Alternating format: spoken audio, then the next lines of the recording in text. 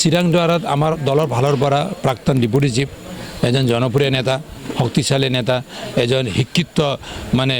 যুৱ নেতা তেখেত আজি আমাৰ তেখেতে বহু সময় এই বিটিআৰত তেখেতে কাম কৰি গৈছে সমাজত কাম কৰিছে ৰাজনীতিত কাম কৰিছে অভিজ্ঞ ৰাজনীতিবিদ তেখেতে আজি উমেদৱাৰ হিচাপে প্ৰাৰ্থী হিচাপে চিৰাং ব্লকত বা চিৰাং কনষ্টিটুৱেঞ্চি তেখেতে আছে 14 চিৰাংদুৱাৰত আৰু দেৱৰগাঁও সমষ্টিৰ ৰাইজেও মানে প্ৰাক্তন আমাৰ বিটিচিৰ চিফ হাগ্ৰাম মহিলাৰী ডাঙৰীয়াক তেখেতে বিচৰা নাই তেখেতসকলে বিচৰা নাই সকলো জাতি জনগোষ্ঠীৰ লগত আমি কথা পাতিছোঁ কথা পতাৰ পিছত তেখেতক আমাৰ প্ৰাক্তন ডিপুটি চিফ খাম্পা বৰগোহাঁই ডাঙৰীয়াক ইয়াত UPPলৈ প্ৰাৰ্থিত্ব দিব লাগে বুলি আমাক ডিমাণ্ড কৰিছিল গতিকে আমি দুটা সমষ্টিত আমাৰ খাম্পা বৰগোহাঁই ডাঙৰীয়াক প্ৰাৰ্থিত্ব প্ৰক্ষেপ কৰিছোঁ নিশ্চয় দুটা সমষ্টি যে তেখেতে মানে হাগ্ৰাম মহিলাৰী ডাঙৰীয়াক মানে ফেল কৰাই নিজে উত্তীৰ্ণ হ'ব এইটো প্ৰায় তাৰ ভোটাৰ ৰাইজৰ পৰা আমি গম পাই আছোঁ দুইটা সমষ্টিতে হাগ্ৰাম মহিলাৰী বিফলতা যিটো পেটাৰ্ণ কিমান সংখ্যক ভোটাৰ হবে আজিৰ এই সময়ত মই ক'ব নোৱাৰোঁ কিমান সংখ্যক ভোটত তেখেতে পৰাজিত হ'ব কিন্তু পৰাজিত হ'ব এইটো প্ৰায় নিশ্চিত তাত থকা যিমান জনগোষ্ঠী আছে আমাৰ বিটিআৰত ৰাজবংশী কওক আদিবাসী সান্তাল গোৰ্খা বেংগলী হিন্দীভাষী অসমীয়া বড়ো বা যিমান জাতি জনগোষ্ঠী আছে মাইনৰিটি সকলো জাতি জনগোষ্ঠীয়ে আজিৰ দিনত আমাৰ মানে খাম্পা বৰগোহাঁই ডাঙৰীয়াক ভোট দি জয়যুক্ত কৰাৰ কাৰণে চেষ্টা কৰিব বুলি আমি আশা কৰিছোঁ মই এই সময়ত মানে বিশেষকৈ বিটিআৰবাসী গোৰ্খাৰ মাজত মই ক্ষমা বিচাৰিছোঁ যোৱাকালি মই আমাৰ গোৰ্খা পৰ্টেল চেনেলবিলাকক মাতি মই এটা প্ৰেছ মিট কৰিছিলোঁ কিয়নো এইবেলি আমি UPPL দলৰ ফালৰ পৰা প্ৰাৰ্থী দিব পৰা নাই যোৱাবাৰ 2020ত আমি দুজন দিছিলোঁ আমাৰ নুনাই চেৰবাঙত কৃষ্ণগিৰি আৰু পাঁচনাই চেৰবাঙত দীপক বৰালক কিন্তু আমি সমীকৰণটো চালোঁ সকলো সমীকৰণটো চাই মানে বিভিন্ন কথাটো চিন্তা কৰি দলে এইবেলি আমাৰ গোৰ্খাৰ পৰা প্ৰাৰ্থিত্ব দিব পৰা নাই গোৰ্খাৰ পৰা মাথো নহয় আন জনগোষ্ঠী বহুতৰ পৰা প্ৰাৰ্থিত্ব দিয়া নাই কিন্তু যিসকল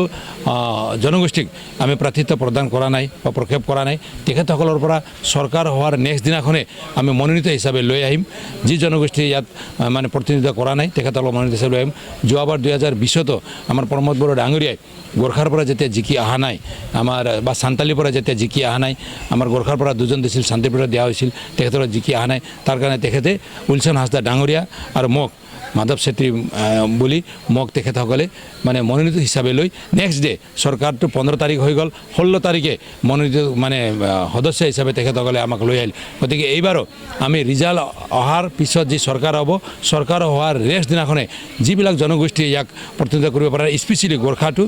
গোৰ্খাটো লৈ আহিম তাত কোন হ'ব নহ'ব এইটো এতিয়া মই ক'ব নোৱাৰোঁ এইটো আমাৰ দলৰ এটা ডিজাইন আছে দলৰ এটা এজেণ্ডা আছে দলে নিশ্চয় উপযুক্ত ব্যক্তিকে মানে মনোনীত হিচাপে লৈ আহি গোৰ্খা জনগোষ্ঠীক সেৱা কৰিবলৈ আগবঢ়াব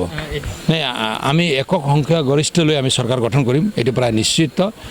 মই কৈছোঁ নহয় ওদালগুৰিতে আমি প্ৰায় 7টা পাব পাৰোঁ ওদালগুৰিতে প্ৰায় আমি 7টা পাব পাৰোঁ কোকৰাঝাৰত আমাৰ ভাল হৈ আছে চিৰাঙত ভাল হৈ আছে BPটো প্ৰায় তাত নাইকিয়া হৈ গৈছে চন্দন বৰ্মা ডাঙৰীয়া আজি BPৰ নেতা আমাৰ লগত আছে খাম্পা বৰগোহাঁই ডাঙৰীয়া আমাৰ লগত আছে MLA কমল সিং নাৰ্জাৰীৰ পৰা আৰম্ভ কৰি বাক্সাতো হিতেশ বসুমতাৰী আমাৰ লগত আছে যথেষ্ট সংখ্যক BPৰ নেতাসকল আজি আমাৰ দলত আছে গতিকে একক সংখ্যাগৰিষ্ঠ লৈ আমি চৰকাৰ গঠন কৰিম এইটো প্ৰায় নিশ্চিত একক সংখ্যাগৰিষ্ঠ বুলি কোৱাৰ লগে লগে আপোনালোকে গম পায় কিমান লাগে তাতকৈ ওপৰত আমি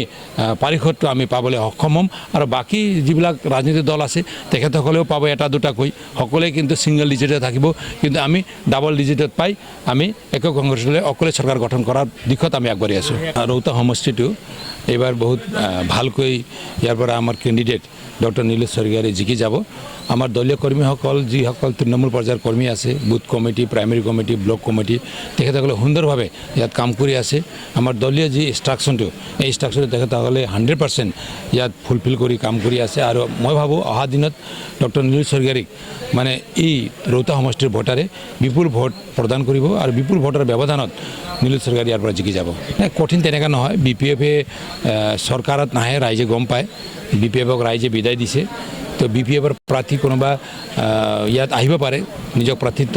হিচাপে ইয়াত থিয় কৰিব পাৰে তেখেতসকলে মই জিকি যাম বুলি ক'ব পাৰে কিন্তু BTRৰ ভোটাৰে এইবাৰ BPFৰ চৰকাৰ নাহিব এইটো প্ৰায় তেখেতসকলে জানে গতিকে তেখেতসকলে যোৱা 5 বছৰত প্ৰমোদ বড়ো ডাঙৰীয়াই যি ধৰণে কাম কৰি আহিছে জাতি জনগোষ্ঠীৰ মাজত যি ধৰণে সম্পৰ্কটো তেখেতে মানে বনাইছে আৰু সকলো জাতি জনগোষ্ঠী আগুৱাই লৈ যোৱাৰ কাৰণে যি প্ৰগ্ৰামবিলাক বা যি পৰিকল্পনা তেখেতে কৰিছে ইয়াত সকলোৱে ভাল পাইছে আৰু বিশেষকৈ BTRৰ যি ধৰণৰ এটা পিছ আহিছে শান্তি আহিছে আছে এই শান্তি অনাৰ কাৰণে তেখেতক শলাগ দিছে সকলোৱে আৰু তেখেতৰ লগত থাকি অহা দিনত বি টি আৰত আগুৱাই লৈ যোৱাৰ কাৰণে সকলো জনগোষ্ঠীয়ে ইয়াত ভোটদান কৰিব আৰু ৰৌতা সমষ্টিত